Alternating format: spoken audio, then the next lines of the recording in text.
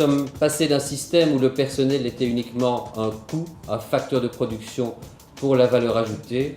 Aujourd'hui, enfin, les ressources humaines et le personnel a pris un rôle de première importance. Définir une vision, une ambition, qu'elle soit simple, claire, compréhensible par tous. Il n'y a rien de pire qu'une stratégie auquel personne ne comprend rien. Et en période de restructuration, que ce soit un licenciement collectif ou partiel ou bien une réorganisation, qui, selon vous, doit avertir les membres du personnel de l'entreprise, le CEO ou le DRH? Je dirais chez Deleuze, touchons du bois, je n'ai pas d'expérience de grande restructuration ou de réorganisation, mais sans l'ombre d'un doute, je crois que c'est un rôle qui est vraiment pour le CEO de prendre ses responsabilités lorsque ce genre de dossier se présente dans une entreprise. C'est vraiment lui le capitaine, le DRH pourra le soutenir dans la technicité et dans l'approche du dossier, mais il est clair que c'est le CEO qui doit prendre les choses en main et qui doit, avec ses travailleurs, passer à travers ce genre d'exercice que nous ne souhaitons à personne, bien entendu.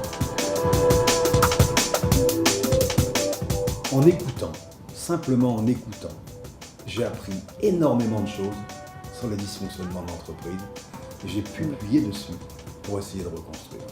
Donc si j'ai un message à faire passer, c'est écoutez. Plus vous écouterez vos salariés, plus vous comprendrez ce qui se passe dans l'entreprise, plus vous trouverez des solutions adéquates. Impliquer réellement les managers ou dire qu'on les implique sont deux choses différentes. Les impliquer, c'est forcément leur donner de l'autonomie et en même temps leur apporter beaucoup de support. Et le support, ça veut dire tu dois régler le problème. C'est toi, finalement, le manager qui devra trancher et apporter la solution. Mais moi, RH, je vais t'apporter tout le support dont tu as besoin, en amont comme en aval, pour que tu fasses bien ton métier. Pour moi, c'est ça, impliquer un manager. En tant que professionnel des ressources humaines, quelle est votre recette pour arriver à garder vos troupes motivées autrement que par le salaire?